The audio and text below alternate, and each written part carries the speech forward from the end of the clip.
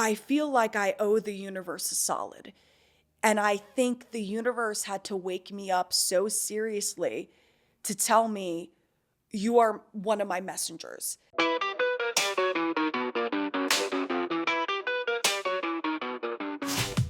Almost dying taught me how to live. Being struck by a car left me in a 3.5-week coma with 15 broken bones and 16 surgeries to complete, including brain surgery. However, I woke up from that coma in an even greater place than I ever foresaw for myself. How? The universe will guide you out of the darkness and into the light if you allow it. Often, spirituality comes off as too highbrow.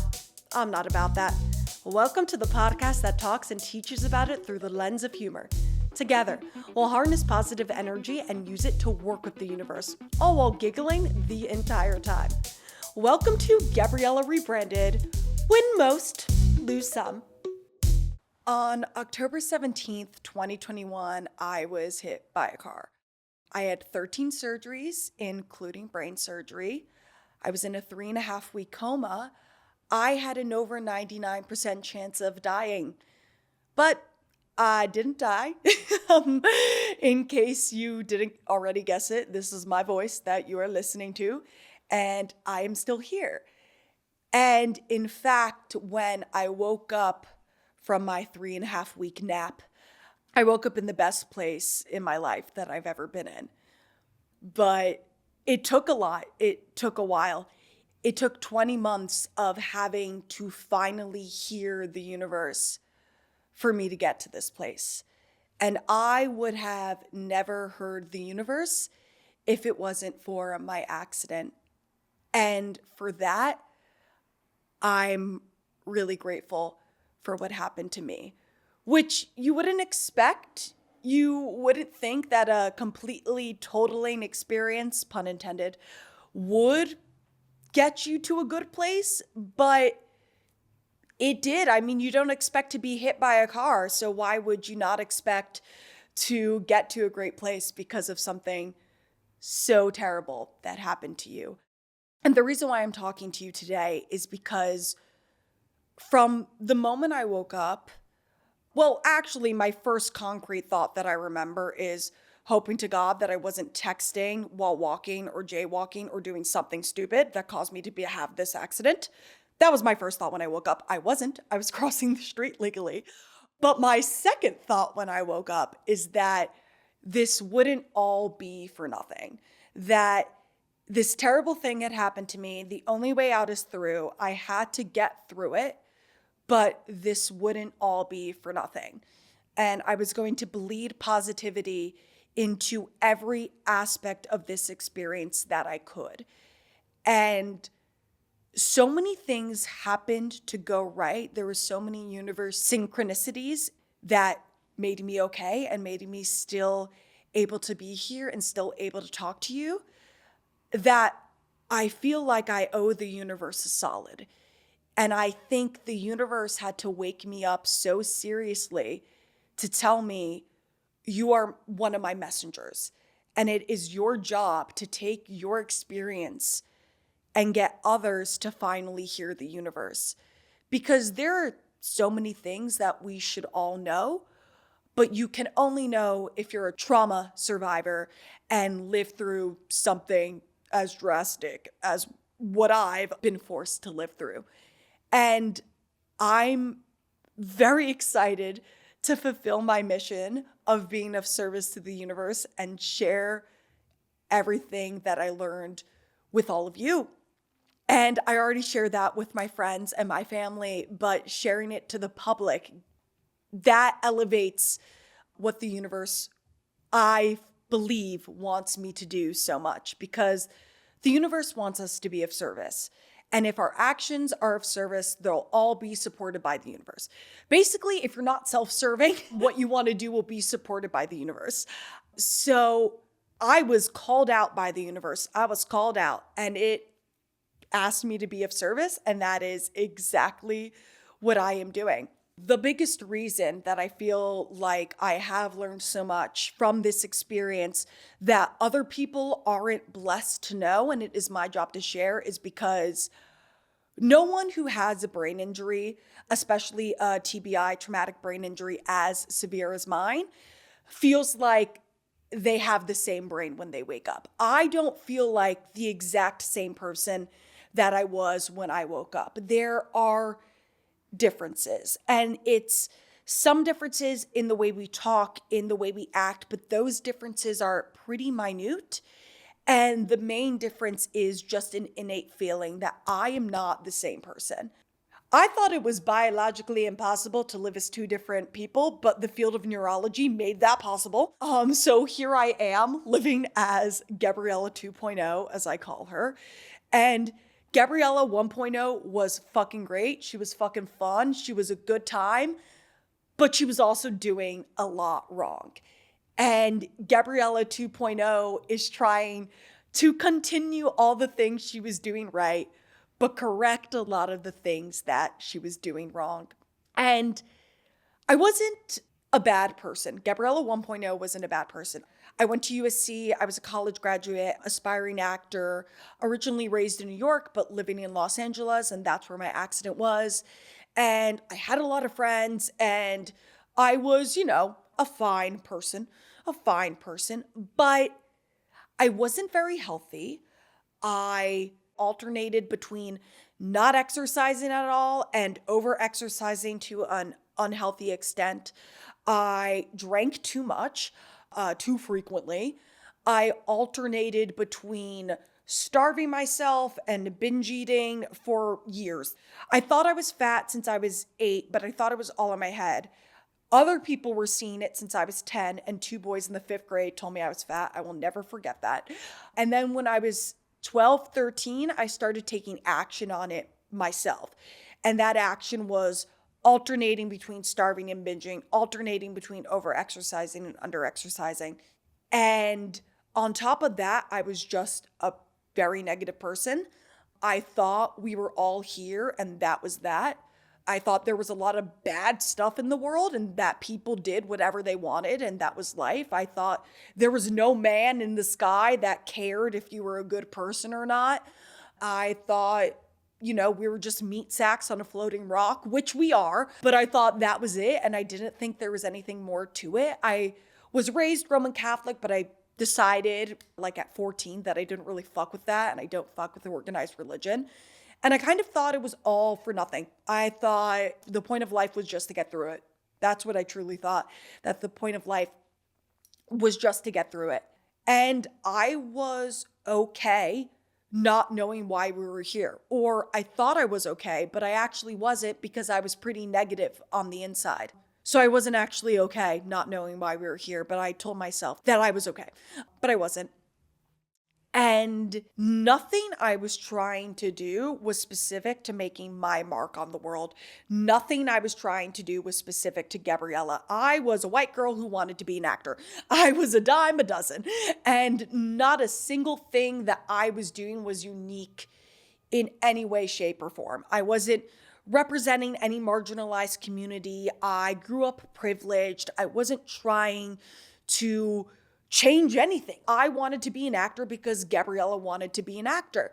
And it is important that we all do things that make us happy. And it is important that you live for yourself. That's obviously very important. But I also think it is necessary to have a purpose. And I didn't have a purpose at all.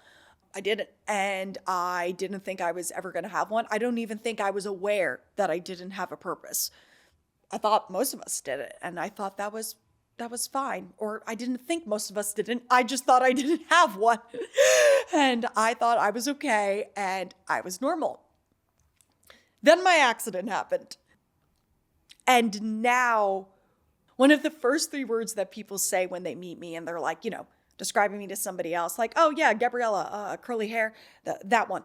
They'll say positive, cheery, some variation of that. And before I got hurt, no one would ever have said that when they were describing me. But what my accident did for me is it kind of forced me to realign and recenter everything that was about myself. because I had to learn to be a new person, which is crazy because I spent 23 and a half years getting to know this one person. And then I woke up as a completely different person. And that is terrifying in a lot of ways. But I had to realign and recenter and figure out who I am now because I'm not the same person that I spent 23 and a half years getting to know. And that is terrifying. And for a while, it really, really, really scared me. And for 20 months, I just tried to get back to exactly who I used to be. I was trying every way to get back to exactly who that person was. I was trying to pursue the same things. I was trying to keep the same friendships or maintain the same friendships. But the reality was that I'd completely changed. And my frantic energy in trying to have the exact same life and the exact same career and the exact same life trajectory, it made my brain, which was already struggling as I had, julienned it a little bit, it made my brain even more frantic. And I was just embodied in this frantic energy that caused me to have panic attacks a lot, that drove people away. Still occasionally have those, but it's a lot rarer. And none of my career things, I was just trying to get back into acting. And nothing that I was doing was really working. And then I sort of had this kind of universe epiphany at the Love Your Brain retreat, which I'll talk more about in another episode. But at the Love Your Brain retreat in March in Colorado in 2023, I had this sort of universe epiphany of like, okay, the universe is there. I realized that the universe really was there. I got a sign. It is supporting me. I was supported from the very beginning. I'm finally starting to listen. And what I was realizing was how I said when I woke up that this wouldn't all be for nothing. If I tried to be the exact same person, pursue the exact same career, want the exact same things, have the exact same goals, then it would have in fact been for nothing. It would have just been this annoying delay in everything that I was trying to do. And the way I was adjusting of just trying to get back to my life, but not adjusting anything about myself to flow with this new person that I've become, was making it all be for nothing. Because by trying to get back and do the exact same thing, then it would have been for nothing. It just would have been a delay. It just would have been like an annoying delay.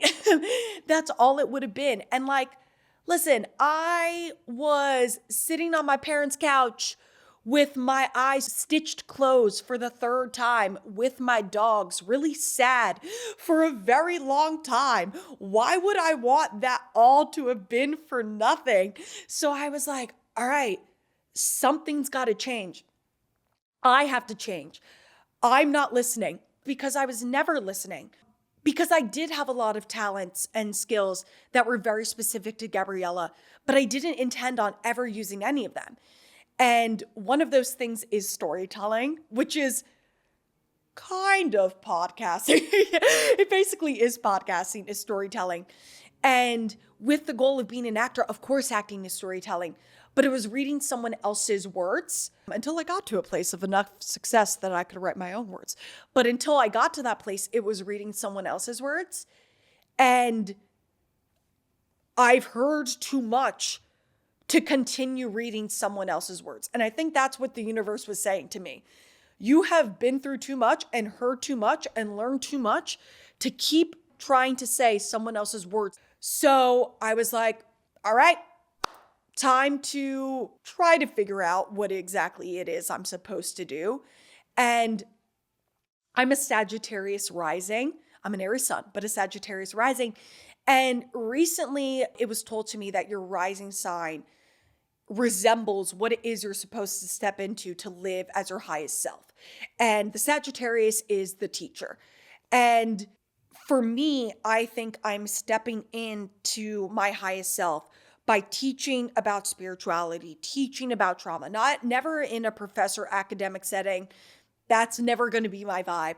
But like in this sort of more colloquial setting, I feel like I am stepping in to my higher self of being a teacher of sorts. So thank you for allowing me the space to do that. And I've said that I started on this journey from the get-go, and I was supported by the universe from the start. And in the next episode, I will do a whole sort of trauma porn episode where I run down everything that happened to me, including, it won't just be trauma porn, it will include everything and my move back to LA and whatnot, and getting my things going and my universe epiphany and like finding my space in the world.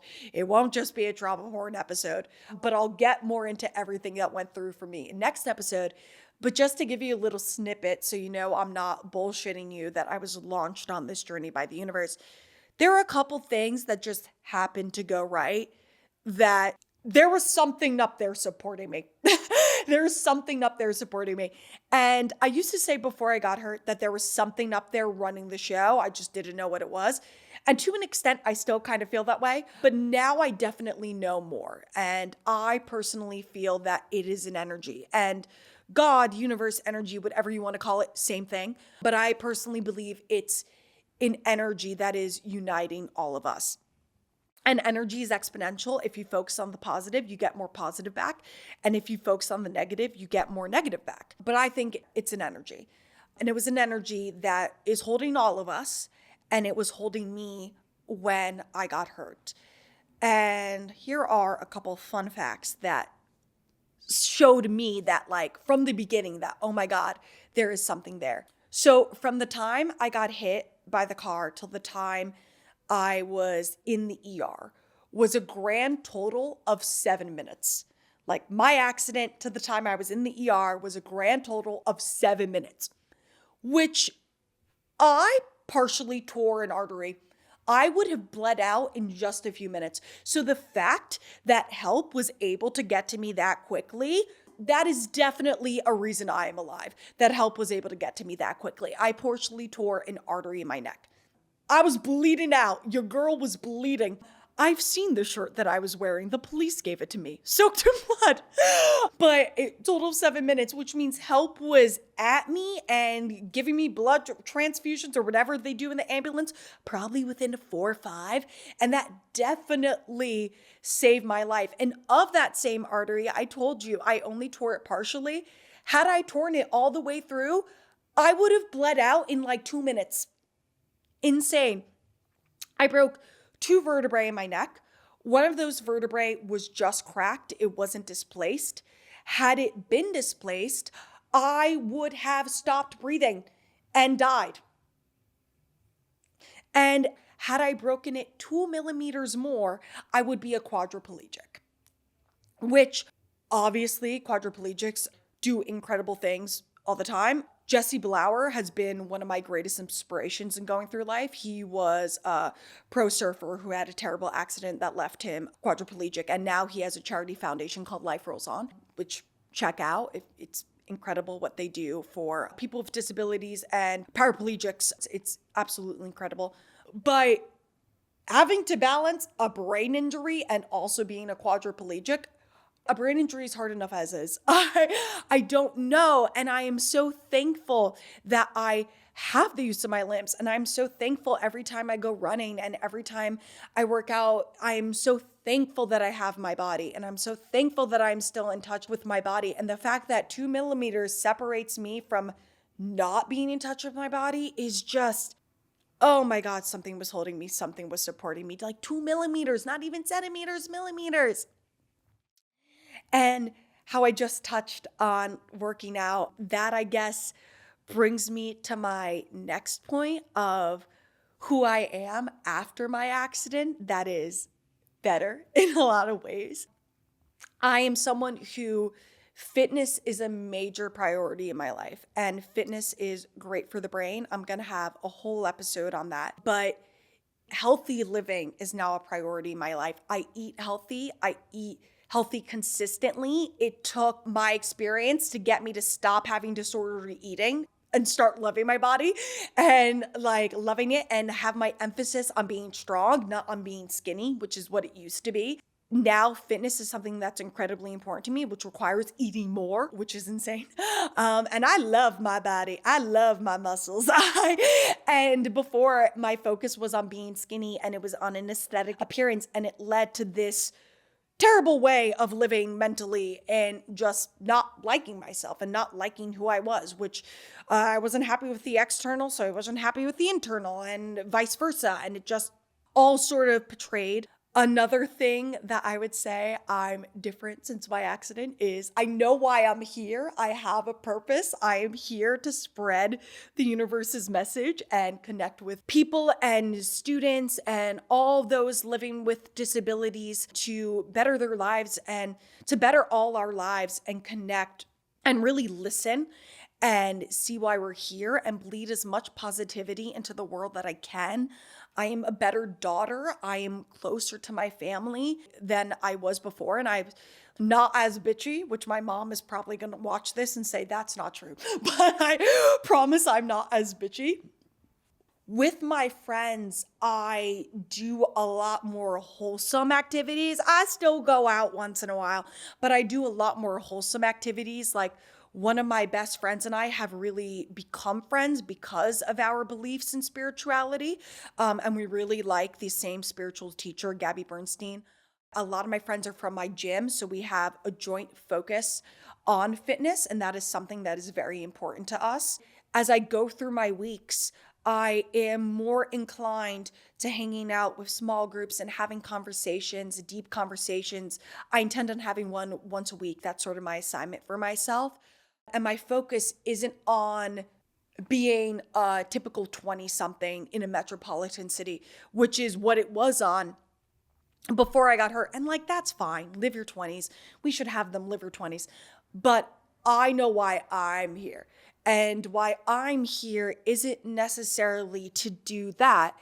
For me personally, I have really bad hearing sensitivity and I get overstimulated very easily. So being in loud places and loud bars it's not very fun for me because I can't really hear all that often what other people are saying. And then I can't respond because it takes me a while to process in my brain now that I have a brain injury. I have a slower processing speed, what people are saying to me, so that life consistently just doesn't really fit with the person I am now. And I think that is okay. And before, when I was trying to fit into the same life, that really, really, really upset me and it really bothered me because I really wanted to still be a part of the exact same life I was living and the exact same social life I had. And I was a little bit of a party girl. But now it is something that I feel has sort of intervened in a way because it's forced me to focus on these other things and these other pieces of life that I'm really happy to focus on. And I feel like it is my job. I know it is my job to focus on these other aspects of life so that I can convey the message. And that is sort of my goal for this podcast, is to talk more about what I've learned from the universe, but not just to be me ego tripping. I mean, I'm a student too. I am right there alongside you. I am not trying to say I'm a spiritual teacher at all. Yet. The job of a Sagittarius rising is to be a teacher, and I'm hoping to spread the messages of what I've learned. But I would never give myself the title of like, I know everything there is to know. No, I'm very much still a student and I'm learning right there with you. And every day I'm trying to be better. Every day we're learning and growing. And every day I still have moments where I get upset and I still have moments where I'm not thinking 100% positive all the time. I obviously still have those moments. Oh my God, October is the anniversary of my accident. And every year, it's only been a couple years now, but I was just turned 3 this past October. But October's that it's been the anniversary of my accident, the 1st, 2nd, and 3rd, have been terrible months for me emotionally, and I'm not at all thinking the right space. And I remember at year 2, I was like a manic the entire month. And this past year, year 3, I tried to sort of hole up and not really see people to avoid the mania. But then whenever I did come out, I was really dramatic and things weren't good. So October is still a month that's really hard for me. I'm hoping that this year, year 4, I will have a good October. But all that being said, I am not here to preach at you at all. I'm here to learn with you. I'm here to share all that I've learned. I'm here to talk to some really fucking cool people and see what they have to say because they know things that I don't know. And together we can share so much of what we've learned about different forms of trauma and spirituality and different ways that the universe can support you in all aspects of your life. What I think that I, Gabriella, can specifically give, we have all, every human, had experiences in life where we feel like we've lost something major and we don't know how we're going to come back from it. We've lost either friends, we've lost the job we've wanted, we've lost a promotion at work, we've lost a relationship. We've all had something that we've lost where we're like, I don't know how I'm going to come back from this. And I lost everything. I lost my job. I lost my brain, which is the biggest thing, obviously. I lost my health. I lost a lot of friends. I was living in a different place before I got hurt, and I came back to LA living in a completely new place. So I lost the place where I was living. I lost my acting community. I wasn't let back into my acting class. I lost absolutely everything. So I know what that feels like. I know what it feels like to lose everything. And I'm really excited and happy that I have the opportunity to share with everyone how to sort of come back from an experience that makes you feel like you've lost everything or lost something so crucial to your sense of self. Because I 100% know what that feels like. And I know it too well what that feels like. And it took me a while. It took me a while to get here, but I'm here. And something that I learned at my brain injury retreat, which was kind of my part of my intervention from the universe, was it was in March 2023 in Colorado, love your brain. And I was at this point 17 months out from my injury. And no one could believe it. No one could believe that I was less than 2 years out because of how that I was even willing to go on the retreat, because a lot of people were telling me about how they did not think they were ready to be that social, or they didn't feel like they had the self-confidence, or they didn't feel like they had all these things that even enabled them to have the bandwidth to attend the retreat until there were a few more years out. And when I went there, I was the youngest one by far. Most people were minimum 4 years out from their injury. There were people I met who were 20 years out. There were people I met who were 10 years out. I was the baby. And the fact that I had gotten there and had the bandwidth, usually you can only attend if you're 2 years out. That's a requirement. They made an exception for me because in my interview, I presented as eager enough, because I am eager enough, to go on the retreat. And that was definitely part of my universe intervention, where I was like, I feel like everything in my life is terrible. I feel like I have no friends. I feel very lonely. I don't have my job. My company, very graciously, I have to include them, Castability, Jay Boyer, very graciously had me come back, but I was working like 3 hours a week, the most part-time position, because I had like, I don't know, less than 60% of a brain, like the most part-time position, where I used to be the head of operations. And I was like working this like beautiful like job with a fancy title at 23. And I was so happy. Now I was like, I answered emails. like that was it. So when I went on my retreat, I was like, I am miserable. I have nothing. I didn't even have my hair. All my hair had fallen out. I had extensions. I was like, I'm miserable. I have nothing. I've lost so many friends. The friends who did stay by me, you will always be in my heart and holding you so close, because I know you witnessed some pretty brutal panic attacks. So thank you for standing by me. But I was like, I am so lonely. I can't do what the average 24-year-old does. Like, I was almost 25. I can't do what the average 24-year-old does. I can't go out. I can't be in bars. I can't party. I don't have my job. I am lonely. I don't get invited to things. I don't know what I'm doing. I can't get back into acting. I don't have anything. And then I went on this retreat and they were all like, no, you're in a great place. You're doing everything. You're healing exactly as you're supposed to heal. You're doing everything right. What? And that was sort of what helped me wake up, because I was like, I'm doing everything right. I'm doing really well. I am doing really well. I'm not just doing okay. I'm doing really well. Okay, so why? And this is me trying to figure that out. So thank you for coming along with me on this journey. And 2 things that I will end with is, One thing that I said I'm going to do is I'm going to have my spiritual moment of the week in every episode, and I am going to recommend a book, a movie, music. I have terrible music taste, but whatever, unless you like One Direction as well. R.I.P. Liam. But I'm going to recommend something that I think you guys should check out, and it will probably hopefully have a universe sort of message, but it may just be something I like. I don't know. Who cares? Usually it will be at the beginning of the episode, but for this one, it's going to be at the end because I'm just telling you guys about it. LOL.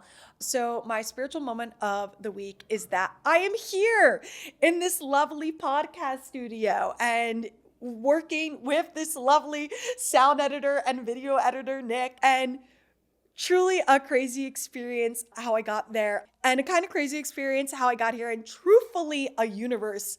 Everything that brought me here to this space is I was going to record my podcast by myself. I got all my sound equipment and I was just going to do it in my house, which is fine. It's a great way to get started. But if you have the opportunity to use the studio, like, use it. And that's what happened to me. My friend Denver, who helped me set up all the sound equipment to record on my own, and he is actually what got me to start recording this podcast, because he was like, why are you waiting? And I was like, I don't know. I don't know. And I kept making up reasons I was waiting. And Denver was like, why are you waiting? Like, do it. And I was like, okay. So I finally did it. But after I recorded my first episode, this is me redoing the first episode, I went to a networking event that he was hosting at my gym, High Mat. And at this networking event, I was looking for a sound editor. That was the goal.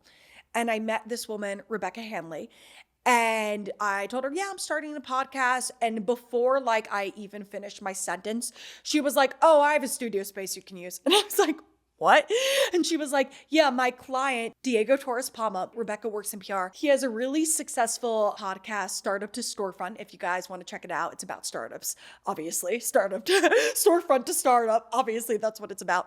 She brought me in for a meeting with him. He is the most lovely person in the world. He gave me so much advice about which route to take with starting my social media and my podcast, and also planning things for the future. Just totally incredible. And Rebecca introduced me to him. And he also gave me the joy of hiring Nick as my sound editor and visual editor.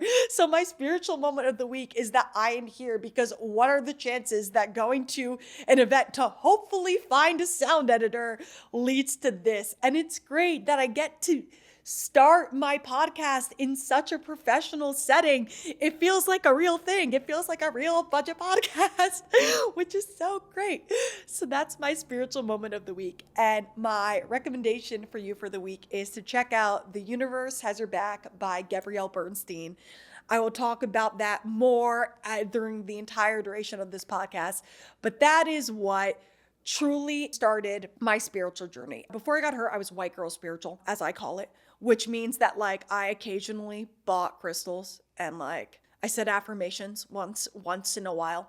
I wasn't actually spiritual. I wasn't actually employing any teachings. I wasn't looking at my place in the world. I wasn't looking at how I was affecting things, and I wasn't changing anything about myself. I was just living the way I was living, and I thought if I bought my crystals and I occasionally remembered to say my affirmations, that good things would just come to me.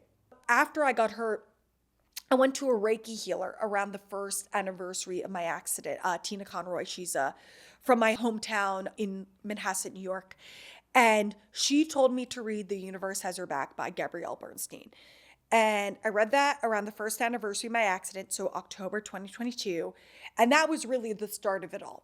And that was me starting to be spiritual and starting to want to be spiritual and trying to do it the right way. But I was doing it entirely wrong. And the Love Your Brain Retreat is what made me start doing it right. And we'll talk about that more later. But that's what I recommend you check out. The Universe Has Your Back by Gabrielle Bernstein. I recommend it to everyone I know. I've recommended it to so many friends when they're going through different things, whether it's an illness or just stressed about work or family trouble or whatever. I recommend them this book because it is truly powerful, and It is truly the guidance of getting in touch with the universe. And if you are religious, I have friends who are very religious and they still really enjoy the book. Because I mean, God, universe, it's all the same thing. But yeah, that is it. That's my recommendation for you, my spiritual moment of the week. And I decided that how I'm going to end this podcast, like what my little sign off is going to be, is I always used to say my sort of catchphrase that a lot of people said, because somebody else, I have to give Andy Wong credit. She gave it to me when I was an intern at CAA, and I have to give her credit because I know she will come for me if I don't. But I used to say, win some, lose most. That's what I always used to say. It's hilarious. It was my Instagram bio for a while. But since having my little universe intervention and living in more positivity, because energy is exponential, and if you focus on positive, you'll get more positive back, and if you focus on negative, you'll get more negative back. And I was focusing on more negative for a while. For 20, 18, 17 months, I was focusing on more negative, and I was getting more negative back. But then I started focusing on more positive, and now I get more positive back. So the phrase was win some, lose most, but I reworked it to be win most, lose some. So that is how I'm signing off. Win most, lose some.